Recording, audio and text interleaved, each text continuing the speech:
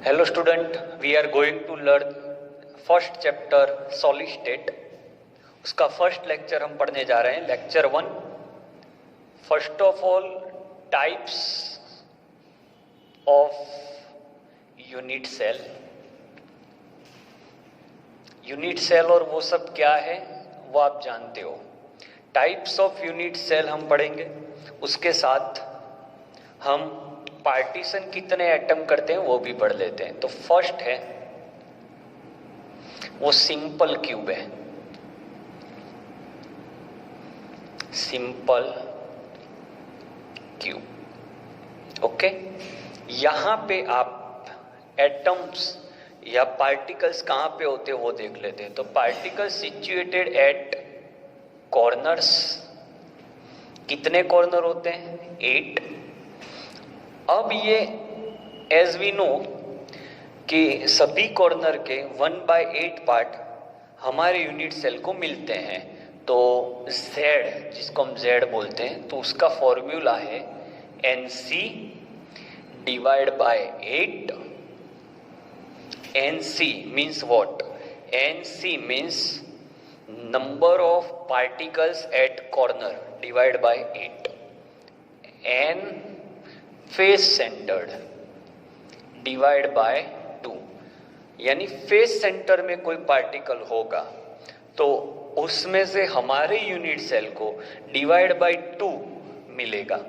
Third है वो है एज, एज के डिवाइड बाय 4 होता है। ये एज है, ये एज के डिवाइड बाय 4 होता है। और एन बॉडी सेंटर, उसके डिवाइड बाय 1 होता है। क्योंकि बॉडी सेंटर में जो होता है वहां पे कोई टच करने वाला नहीं होता। तो ये एक फॉर्मूला है, सिंप्लीफाइड फॉर्मूला। तो ये फॉर्मूला से आपको कोई भी Z मिल जाएगा। यहाँ पे Z का मीनिंग हो रहा है नंबर ऑफ पार्टिकल्स पर unit cell. Okay, so here you can see on corner there are 8 particles, so put the value of this 8. So 8 divided by 8, so Z equal 1. Okay, second यहाँ पे हमें देखना है कि वॉल्यूम ऑफ पार्टिकल। अब हम ये चैप्टर में पार्टिकल्स को स्फीयर मान चुके हैं। तो स्फीयर का वॉल्यूम कितना होता है? तो 4/3 पाई आर क्यूब। ऐसे स्फीयर, ऐसे एटम हमारे पास कितने हैं? 1 है। तो 1 × 4/3 पाई आर क्यूब। उसके बाद होता है relation between A and R। यहां पे A और R का मीनिंग क्या है? A means edge length and R means radius of that particular particle. Okay, so यहां पे वो रिलेशन है A = 2R। Then packing efficiency उसकी आप कैलकुलेट कर चुके हो बोर्ड लेक्चर में, वो है 52.34% अप्रोक्सीमेटली। अब 52 भी लिख सकते हो। तो एम्प्टी स्पेस कितना है ऐसा पूछ लिया, तो इसको आप 100 माइनस कर लो। ये आपका आंसर हो गया 47% हो गया। पैकिंग एफिशिएंसी अगर ये है तो एम्प्टी स्पेस इतना है। इसका मतलब ये हो कि यहाँ पे क्लोज पैकिंग कम है। ओके, ये हो गई ये बात। अब हम और भी 1-2 बातें कर लेते हैं कि फेस डायगोनल जो होता है, फेस डायगोनल का मतलब क्या है? ये बोर्ड जो है वो एक फेस है। तो फेस डायगोनल का मीनिंग होता है एक कॉर्नर को दूसरे कॉर्नर से ज्वाइन करना। तो उसका length, face diagonal length is always constant, that is √2a। और एक डायगोनल है, वो है बॉडी सेंटर्ड डायगोनल। वो पूरी बॉडी के बीच का डायगोनल है, उसको हम √3a लिखते हैं। ओके, तो ये हो गया फर्स्ट यूनिट सेल, उसके बारे में सभी चीज जो आपको जाननी है। So everything is here that is about simple cube. It also written as simple cube pack, SCP, simple cubic pack. Okay, यहाँ पे कॉर्नर पे 8 होते हैं, बाकी कहीं पे कुछ नहीं होता है। क्लियर? तो please take the screenshot of this, then we will go for another. ये सभी आपको MCQ के लिए काफी इंपॉर्टेंट है, so please take the screenshot. Okay, now second unit cell that is body centre.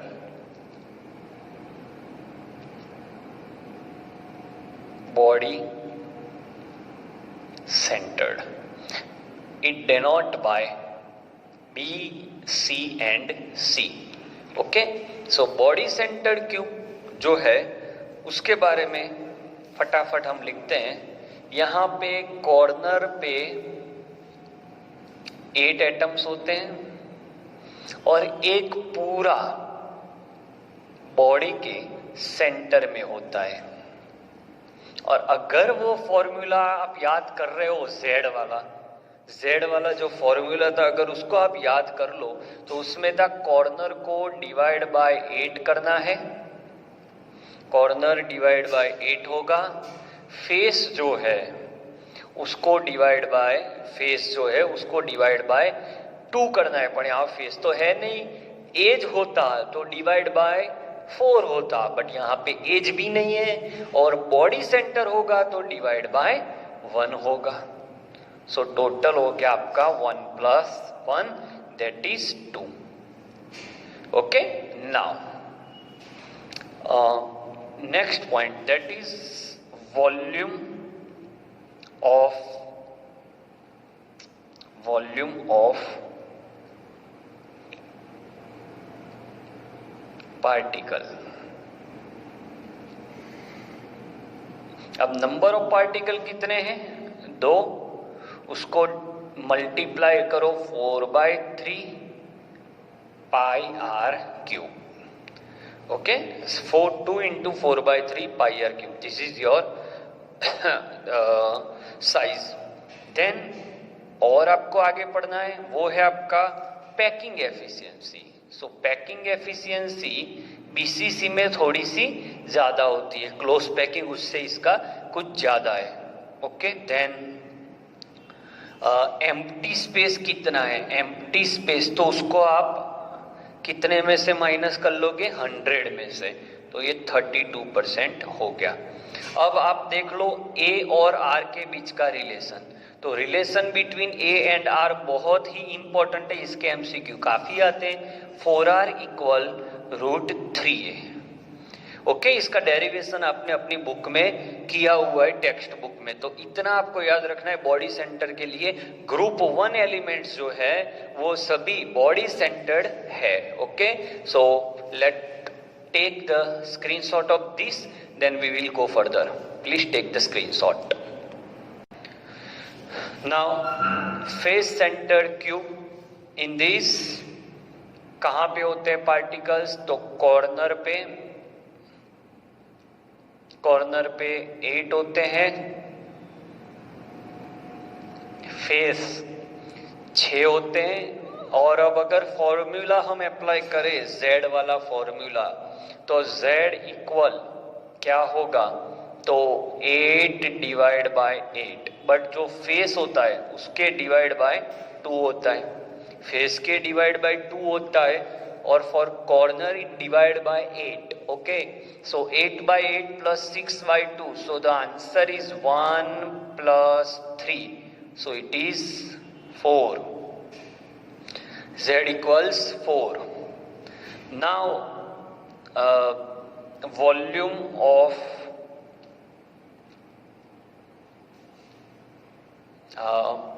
Particle, वो हो जाएगा आपका 4 × 4/3 πr³। Okay, so 4 × 4 16/3 pi r cube. Then relation between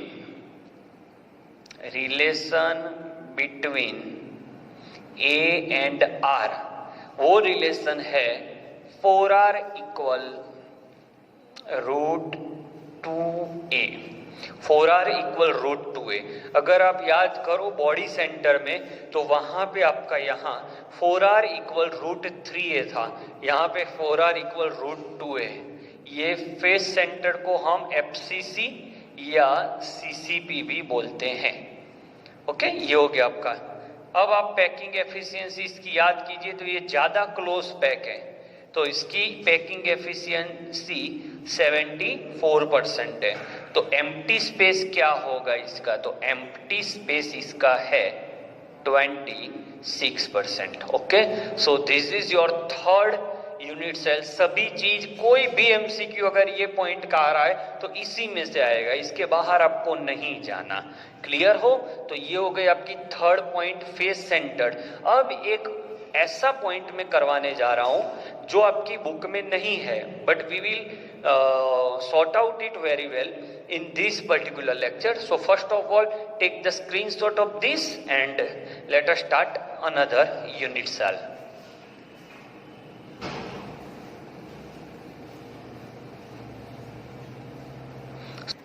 Now fourth unit cell and most important because it is not given in our textbook, that is hexagonal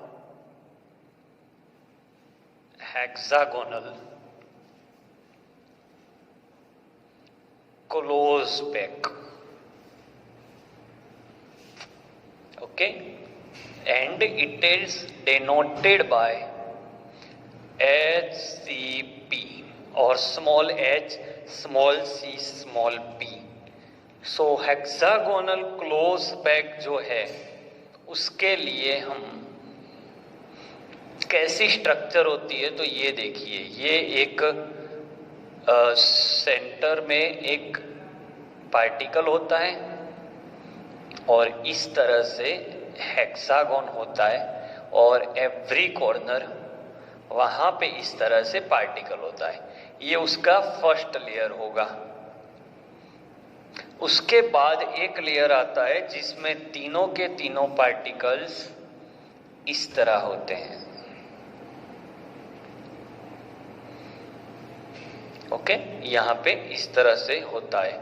उसके बाद अगर हम देखें तो यहाँ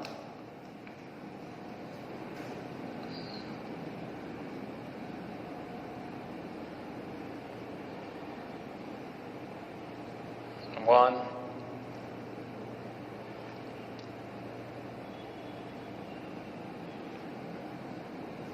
और यहाँ पे भी एक बीच में इस तरह होता है। इसकी पैकिंग एफिशिएंसी में नहीं पढ़नी है, but number of atom Z कितने हैं, तो कॉर्नर के एटम कितने हैं यहाँ पे, तो कॉर्नर एटम देखिए, बहुत ही डिफिकल्ट पॉइंट है आपके लिए।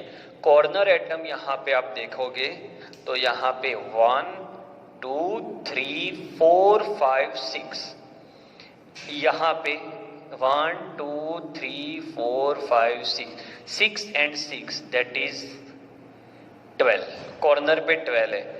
अब नॉर्मली हम क्या बोलते हैं कि जो कॉर्नर के एटम्स है उसको डिवाइड बाय 8 करना है, बट हेक्सागोन में कॉर्नर के एटम को डिवाइड बाय 6 करना होता है, क्योंकि इसके एक एटम या पर कॉर्नर और 6 कॉर्नर से शेयरिंग में होता है, तो 1/6। तो यहाँ पे हो गया आपका आंसर 2। कॉर्नर से आपको 2 मिल गए। अब आपको मैं और बात बताऊं कि ये जो है, ये तीनों के तीनों वो एज इट इज रहते हैं, क्योंकि वो इन बिटवीन है, यानी इसका कोई शेयरिंग नहीं है, ये इन बिटवीन है। देखो, ये एक बाउंड्री हो गई, ये बाउंड्री हो गई, ये बाउंड्री के बीच में है, तो इसको कोई टच नहीं कर पाएगा। सो वहां पे कोई शेयरिंग नहीं होगा, और शेयरिंग नहीं होगा तो अच्छी बात हो गई कि शेयरिंग ही नहीं है, तो वहां पे आपको कोई डिवाइड करना नहीं है। अब फेस की बात करते हैं, तो देखिएगा मैं रेड पेन से उसको बता रहा हूं। ये फेस पे है 1 एंड 2, और जो फेस होता है उसको डिवाइड बाय आपको 2 करना होता है. सो 2/2 and it is 1. So total Z आपका हो गया 2 from corner, 3 from here and 1 is from here. So Z for hexagonal close back, that is 6. Okay, so this is your 4 different types of, I can say different types of unit cell, but उसमें ये नहीं था जो हमने पढ़ लिया. तो take the screenshot of this. Now second important point of this chapter, that is voids. Mainly there are, first I can say, पहले इस तरह से होता है, ये 3 पार्टिकल एक दूसरे से जुड़ते हैं तब 2 डायमेंशन में, लिसन केयरफुल्ली, 2 डायमेंशन में यहां पे एक वॉइड जनरेट होता है. इट इज कॉल्ड ट्रायगोनल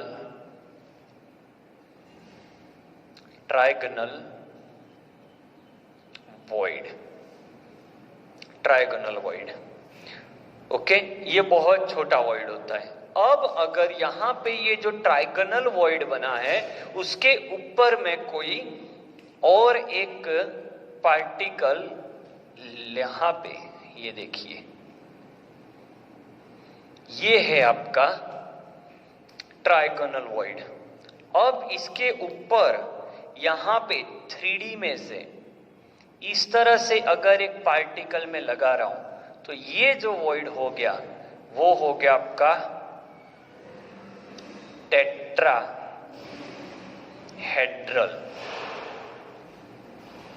इसको हम T बोलते हैं. इसमें भी साइज उसकी थोड़ी सी कम होती है. ओके, साइज कम होती है तो वहां पे साइज कम होने के कारण उसका जो कोऑर्डिनेशन नंबर है, coordination number of tetrahedral void is 4.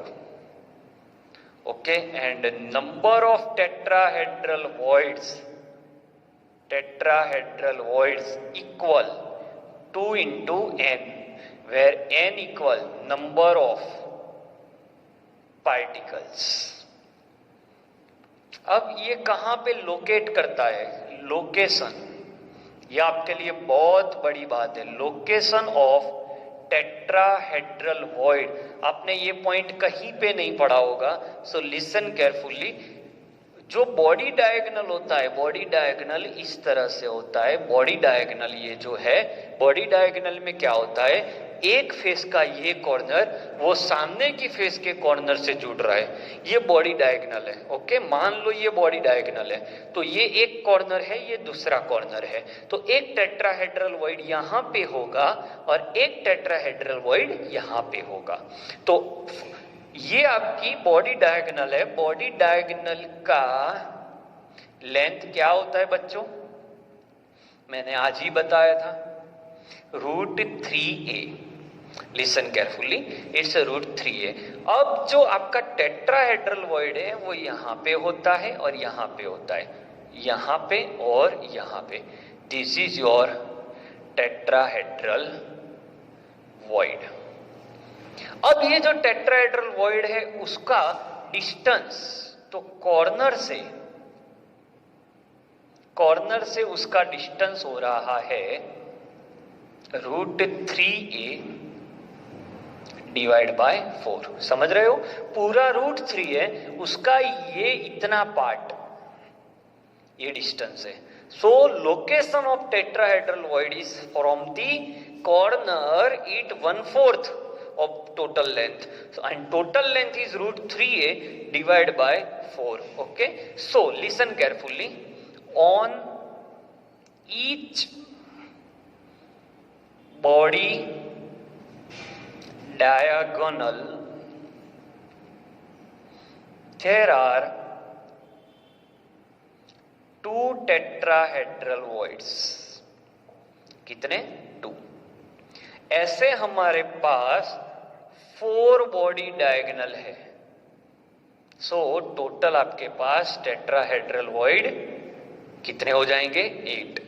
On every body diagonal there are 2 tetrahedral voids, so we have 4 body diagonal. So on every body diagonal, if there are 2 tetrahedral voids, so there are 4 body diagonals. So total 8 tetrahedral voids are there. So this is the perfect information about tetrahedral void. और एक दो अच्छे MCQ आपके लिए,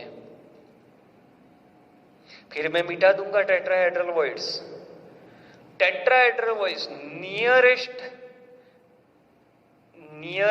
tetrahedral void के बीच का distance बताइए. Okay, तो क्या होगा?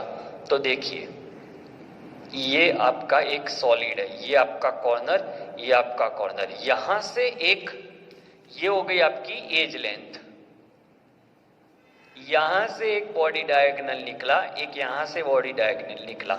समझना बहुत ही अच्छा कॉन्सेप्ट है. ये 2 बॉडी डायगोनल निकले, एक टेट्राहेड्रल वॉइड यहां पे है और एक टेट्राहेड्रल वॉइड यहां पे है. तो ये दोनों के बीच का डिस्टेंस हो गया, टोटल ए है, तो ये और ये दोनों के बीच का डिस्टेंस हो गया आपका a/2. कितना हो गया बच्चों? a/2. सो नियरेस्ट टेट्राहेड्रल वॉइड्स कितने डिस्टेंस पे होते हैं? a/2. और इसको डिफिकल्ट में बना रहा हूं, आर यू एंजॉइंग और नॉट? और इसको मैं बना रहा हूं कि अगर सेम बॉडी डायगोनल पे है तो डिस्टेंस क्या होगा 2 टेट्राहेड्रल वॉइड के बीच का. तो ये और ये, इसके बीच का डिस्टेंस क्या होगा?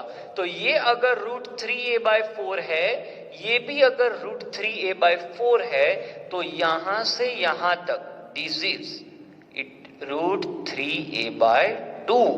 सो दिस इज योर √3a/2. पता चला कैसे क्वेश्चन चेंज कर रहा हूं मैं? Nearest tetrahedral void in the face centered cubic close, then answer is a/2, but nearest tetrahedral void on same body diagonal. So for a same body diagonal, then answer is √3a/2. So I think you can now understand what is exactly tetrahedral void. So please take the screenshot. Then we are going to learn one more void that is called octahedral void. So have you taken the screenshot of tetrahedral void? Now for octahedral void we will make another video, and MCQs of today's theory we will discuss in that particular video, because आज अगर tetrahedral void clearly पढ़ चुके हो तो in same video में आपको octahedral नहीं पढ़ाना चाहता. ऑक्टाहेड्रल वॉइड में नेक्स्ट वीडियो में आपको भेजूंगा. तब तक के लिए आप ये वीडियो को मिनिमम 2 बार देखिए. ओके.